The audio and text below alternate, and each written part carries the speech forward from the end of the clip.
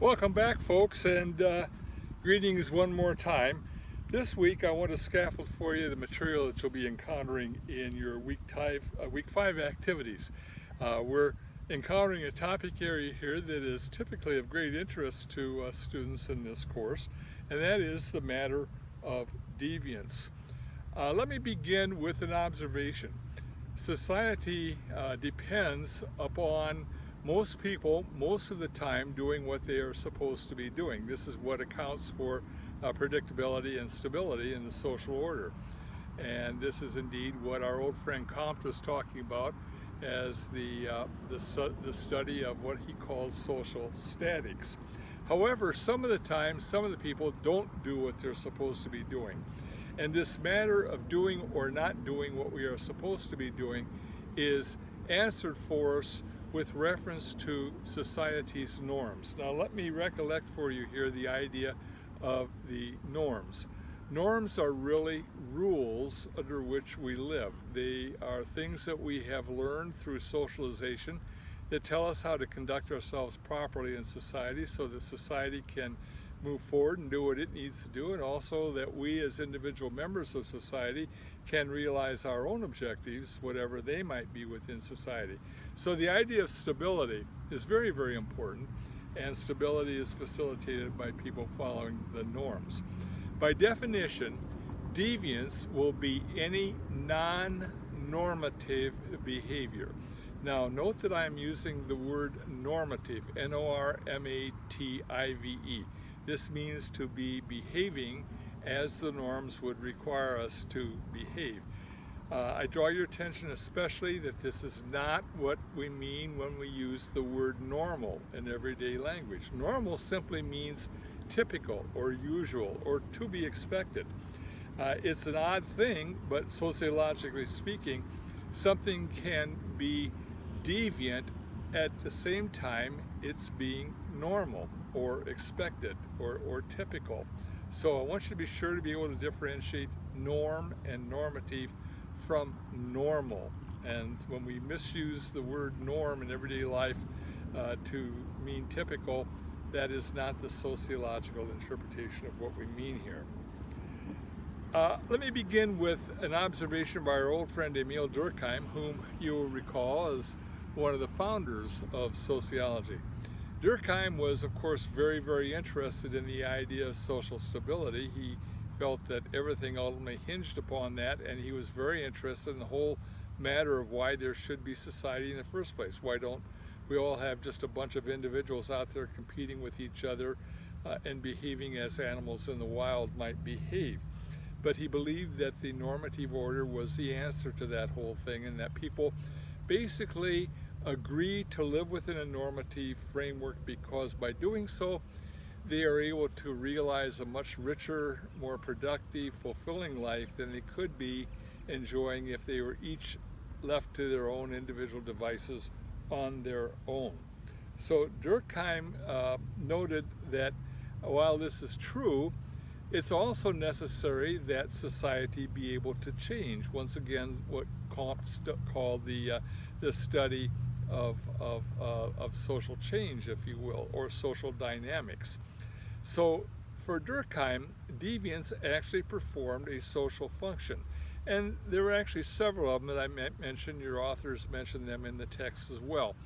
For one thing, of course, the norms allow us to draw together and to close ranks around them, so they are a primary source of social cohesion.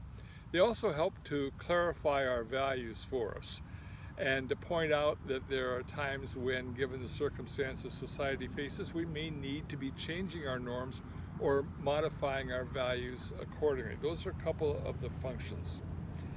There will also be a discussion in this chapter of a number of theories of deviance, of which I want to stress two here. One is a very strong, in my opinion, sociological theory attributable to Robert K. Merton, which has come to be called strain theory.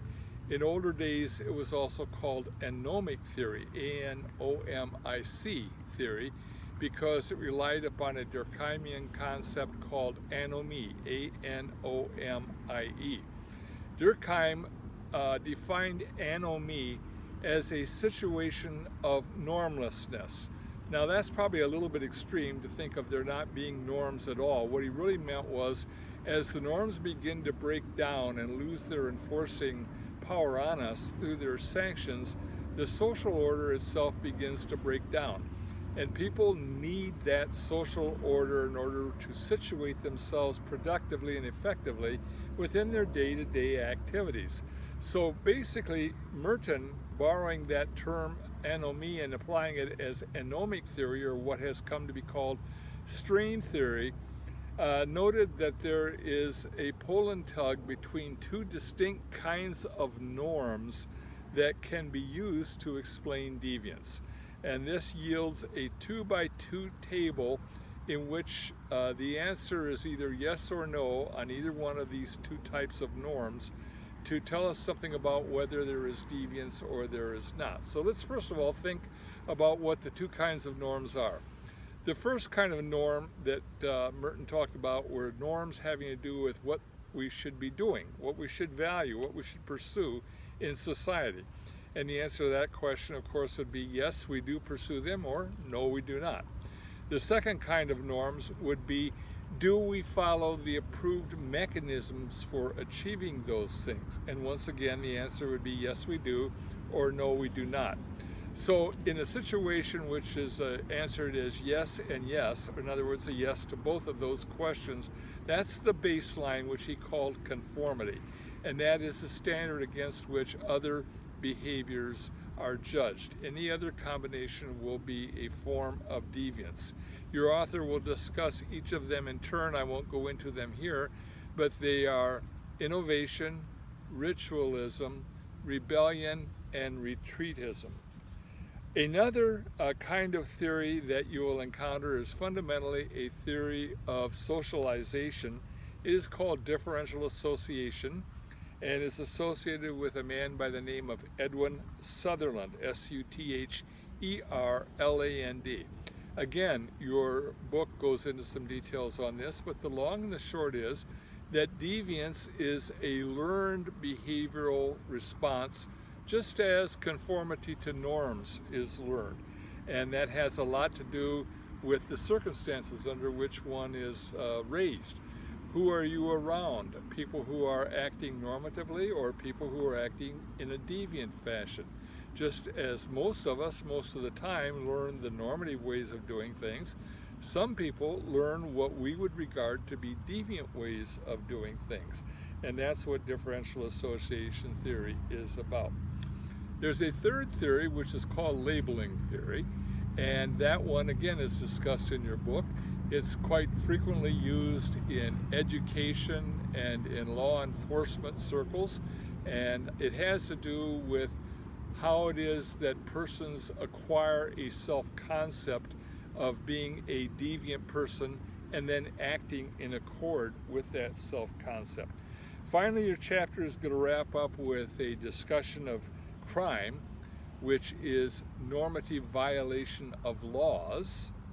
Laws being one of the kinds of norms we encountered, the others being folkways and mores and taboos, but specifically the violation of the laws is called crime. And then following on a little discussion of crime as a normative violation, there's a much broader discussion of the criminal justice system within our society and how we deal with people who are criminals, persons who are operating and acting non-normatively within our framework. So that's a kind of an overview of what you'll be encountering this time around. And again, I'll wrap up on that point and leave you for now. I look forward to chatting with you the next time around. Bye-bye.